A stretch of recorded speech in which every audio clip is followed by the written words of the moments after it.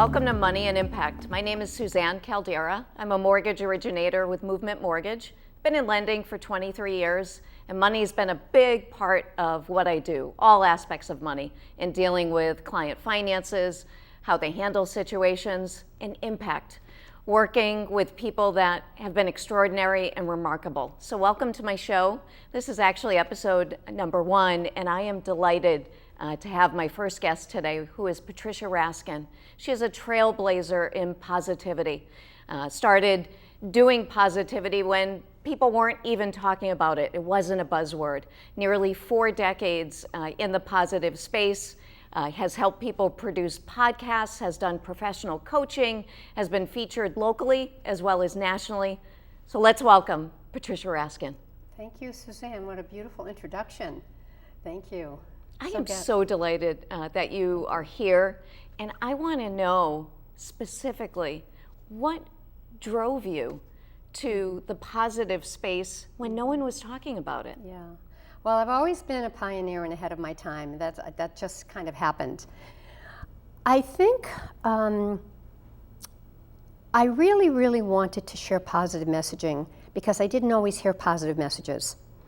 And even though things were very well intentioned, sometimes things didn't land so well, or things were critical.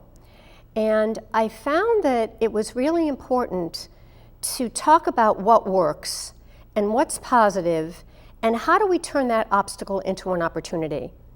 And I felt, not just through my early years, but also through the media, that we haven't always focused on positive. And when I started, I'm dating myself now, when I started on cable television in 1982, one of the first in the country to do a show, which is what brought me to all the other subsequent programs I'm doing, in those days, the saying was, if it doesn't bleed, it doesn't lead. And I just felt like we just weren't talking about what was working. So my very first show was called Positive People. And now 4 decades later, my shows are still positive living. I've done shows called Positive Business. I've done positive dating. I'm doing positive aging now, positive living and positive aging, because now I'm older. I'm a boomer. And I just really believe that when we can solve our problems and look at solutions, rather than being black and white and saying, no, this will never work, or yes, this will always work, doesn't give us any room to grow. And also think about it. How do you feel when you're around negative people? Yeah. How do you feel if you're with them for more than 2 or 3 hours and they're consistently negative?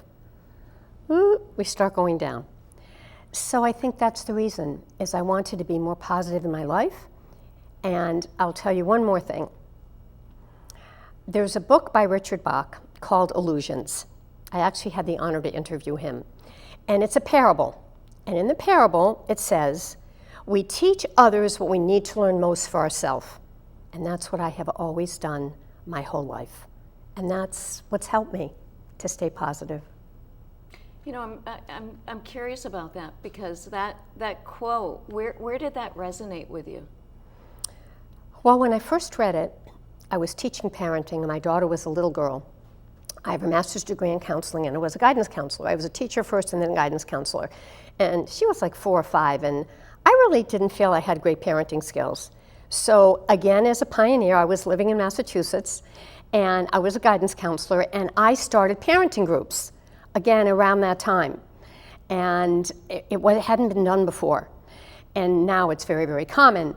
But that, I think, was the beginning, was, gee, I want to be a better parent. So I taught the groups. I had parenting groups. We used a book. I think my daughter turned out pretty well.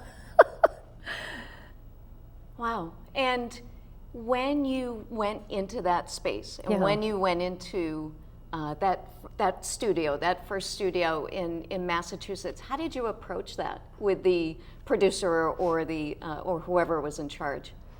It was an interesting story. I was walking on the street. I was doing guidance counseling, and I think I was riding my bike, and someone stopped me and said, you know, they're going to do cable television around here. You might want to consider that. And I mean, I'd never thought about this. And I said, you know, that's a good idea. And the next day I called the station, I think it was Rockport, Massachusetts. And I said, you know, I'm really interested in doing a TV show on positive people. And they said, great, come on down and do it. And I said, what? You know, now, having said that, I was a child singer. I grew up in a very musical family. I was used to performing. So that didn't scare me. But I think I remember the first time, it was a little daunting. And then it just started.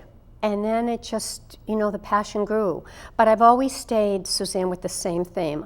I've never worked for a broadcast station where I've been a newscaster.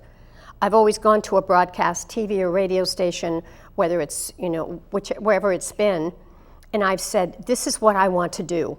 And they've either given me the show, or I've paid for airtime and found my own sponsors, or I've always created my shows. Have you had any experiences in your life that you can go back to and that you can say, this is what made me seek out positivity, as opposed to, you know, being that negative Nellie or that negative Nancy? And I love how you use that example of, if you're hanging out with people for a couple of hours that are negative, you may turn negative. Well, I think that's the answer. Be around positive people for a couple of hours and see what happens. I think that's really the answer. Is, you know, I started being around these inspirational people, these thought leaders, people who made a huge difference. And I was so inspired, and just the energy was flowing. And it wasn't work to me. It was really part of my life and part of what fed me and still feeds me. Have you found that being around these people has led to different type of opportunities or doors that you didn't know would have opened? I think doing the work has. You know, it's led me to broadcast TV, broadcast radio, certainly PBS affiliates, NPR affiliates when I lived in the South. I had a show on Cumulus Broadcasting here for 10 years on Pro. I did some things on Fox TV years and years ago in North Carolina. That was my first television program, and that was, as I said, decades ago. And then also some ABC affiliates. I've worked with organizations and created podcasts for them. So I think it's been one thing just would lead to the next thing. And you're working in your space. You're in your zone of where you need to be. Yeah, and I think that's part of the whole positive aging thing. You know, we have some ageism in our culture. It's not about the number. It's about your ability, right? I mean, it's about your energy. It's about your drive. And retirement really, for me, is not what I'm looking for or seeking, because the work gives me energy. Have you ever heard those stories of someone that's worked at a company for 30, 40 years, they retire, and then a couple of years later, they pass away? Yeah, you hear that a lot. Well, because they're not using their skills, right? Now, those people who then retire and take up a hobby, or maybe they create a small business, or they do something or they learn a new language or travel, that's very different. And I think often when you retire, for many people, not all, but for many people, there's the income, if they've been in a full-time job and they've saved and have retirement or 401ks, then they're able to do some of these things. And that's what having the means to be able to do that does make a difference. And in bringing that up, especially with the title of the show, Money and Impact, you're someone that's made a huge impact. Yeah. But money's also a vehicle. Yeah. Money's a vehicle that has, I'm sure, helped you succeed, and I'm sure has helped people that you've impacted succeed. What have you found generationally with the opinion on money? Well, I'll tell you how I feel about it. This is going to be a little shocking. There's a saying, money doesn't buy happiness. And I say, money does buy happiness. What? Right. What? That means we have to have, Rolls Royces and diamonds and mansions? No, that's not what it means at all. What money does, and I'm not talking about just the green piece of paper, right? I can hold that, that's not going to give me happiness. But what we're looking at is, what are the values underneath money? What does money represent? And for me, Money represents freedom. So let me give you an example. Well, I love to travel. I love beauty in my life. Well, what if I want to buy beautiful flowers? What if I want to go on a trip and I don't have the money? That impacts my happiness and my joy. And one of the things that I've learned actually recently about money is when I look at something and I look at it as a purchase, I ask myself two questions. Do I need it? Do I really need it? And will it bring me a lot of joy? Will it really add to my life? And if I answer yes to either of those questions, then I go for it. So I think you really have to look at what money represents. Now, for some people, it's power. For some people, it's control. I feel that it really gives you the freedom to do the things that you really want to do, and also convenience. Maybe you can fly first class and not sit at the back of the plane. That's not for everybody, but that's what money can do. So again, it depends upon your viewpoint, but for me, it's about freedom. Have you ever found that some people's viewpoints are skewed when it comes to money? Oh, absolutely. Or it's a real hot button. Yeah. It's like sex, we don't talk about it. Same thing with money. I grew up, you didn't talk about it. And you were always told, watch what you're spending, it costs a lot. There was a lot of talk about money. But we didn't talk about, I didn't learn, and again, I'm a boomer and a woman, and I wasn't trained, how do I really look at money in terms of saving, investing, looking at what it can give me? I wasn't taught that, and I'm not alone. I'm not alone. Well, when you think of societally, my mother's from the silent generation, and she was able to, she was of age in the 1970s to, say, for instance, get a mortgage. However, it wasn't until 1974 that the Equal Credit Act came out. Right. Back then, Right. it would be, oh, are you married? Are you thinking about having children? Does your husband know what you're doing? Exactly. Did you ever experience Sure, any of that? Right, and I think I really didn't think about it unless I was in a partnership or was married, right? I think it happened. Whereas today, it's completely different with our children.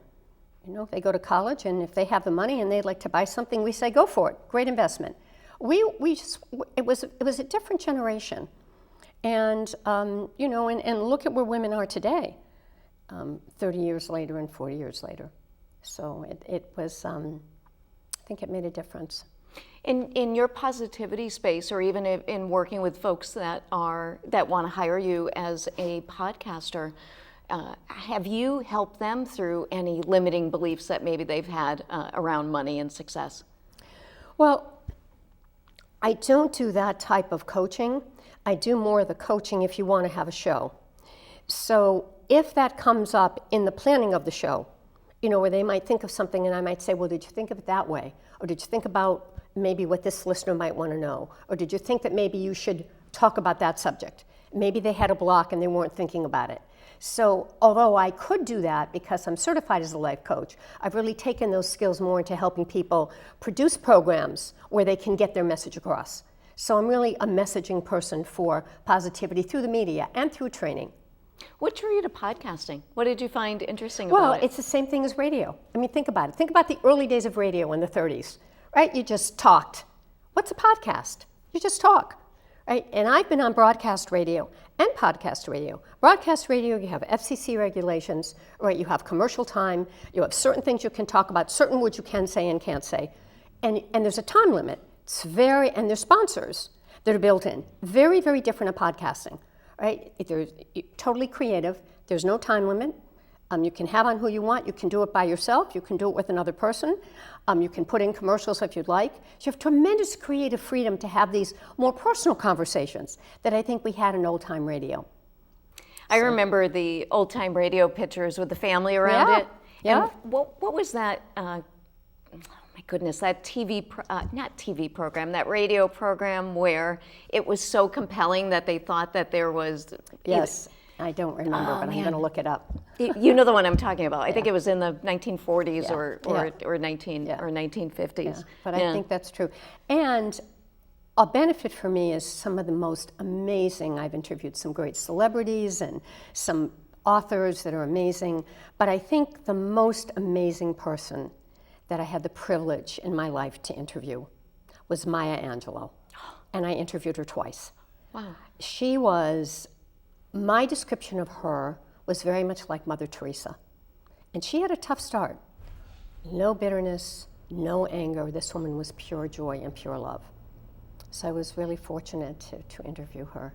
Wow. And I had the opportunity to interview Dr. Oz before he, this was about a decade ago. And Jane Seymour, the actress, I used to love Dr. Quinn Medicine Women, so I got to interview her several times. And just some really great people and some incredible thought leaders, best-selling authors and thought leaders, particularly in the area of health and wellness and success. So I've Dan Buettner, who wrote Blue Zones. I interviewed him years ago, maybe about 3 or 4 years ago. And now he has an incredible documentary called Blue Zones, How Do People Live Longer Better? And you've gone into that space. You've gone into really that have. Space of helping people with aging. And what are you finding now in focusing in that space? It's a great question. There's a few things. Number one, stay active. Stay active and physically active, because when you are moving, you are creating those and releasing serotonin in the brain, those positive chemicals, those positive endorphins. And that, there's been research now that shows how much it will help your brain, because we create new neural pathways in the brain when we are learning new things. So stay physically active, learn new things. Not the same thing all the time. Could be a language, could be a new way that you're driving home, it could be a trip to a place you've never been. Learn new things. Be around positive people that keep you positive. Get enough sleep. Sleep is a misnomer, and it's also very misunderstood and underestimated. We need 7 to 9 hours to really help us. And I interview so many people in these subjects. And nutrition. And there's a lot of research now. I'm interviewing some amazing people that are talking about how food can really heal. I mean, there are some authors that actually are claiming that eating certain foods and eating in a certain way can help to cure diseases. And those are some theories out there, and there's some science around it too. But whatever you believe, nutrition, sleep, movement, exercise, being around positive people, brain health, learn something new. And that's for any age, but particularly for us as we get older. And also the ability to deal with loss. As we get older, we're going to lose more people.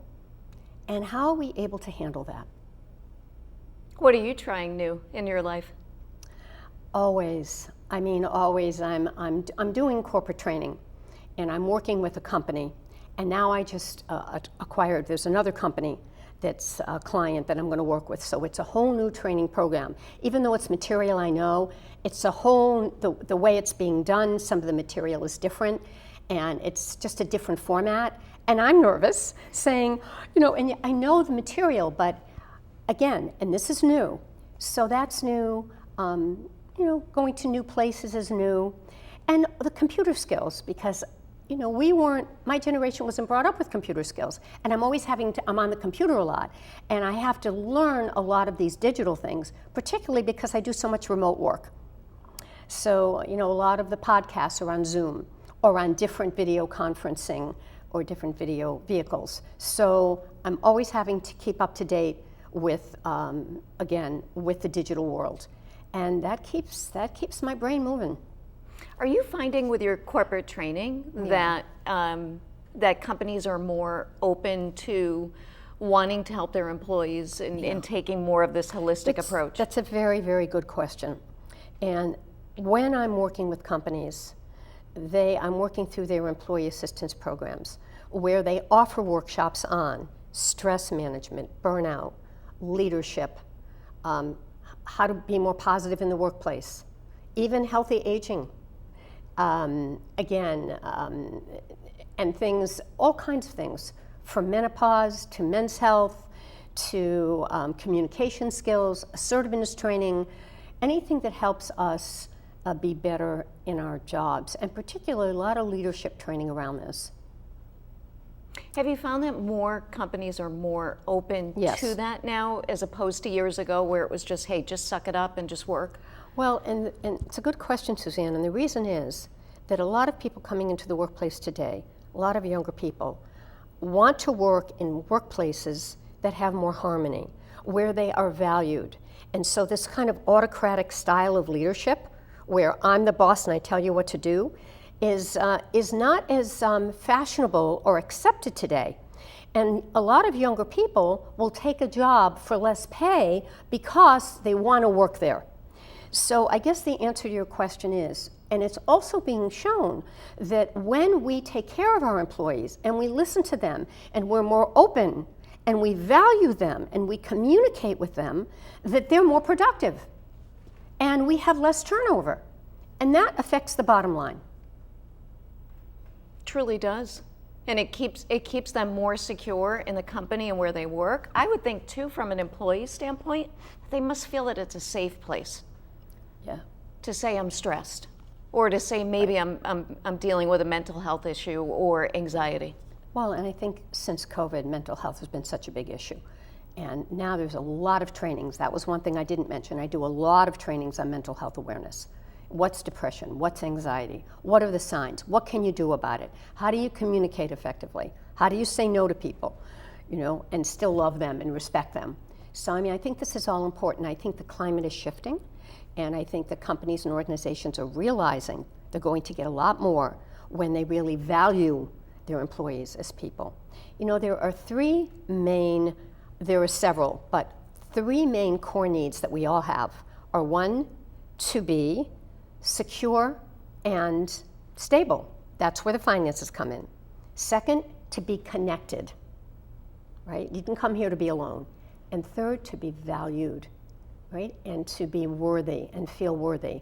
So if something's going on and you're upset, go back to those three things, and it's usually around one of those core basic needs: security, communication, connection, and feeling valued.